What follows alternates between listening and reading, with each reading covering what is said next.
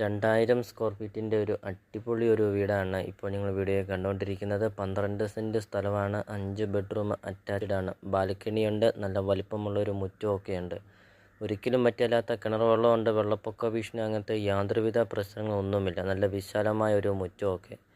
നിങ്ങൾ ആദ്യമായിട്ടാണ് ഈ ചാനൽ കാണുന്നതെങ്കിൽ ഈ ചാനൽ മറക്കാതെ ഇപ്പോൾ തന്നെ ഈ ചാനൽ ഒന്ന് സബ്സ്ക്രൈബ് ചെയ്യുക.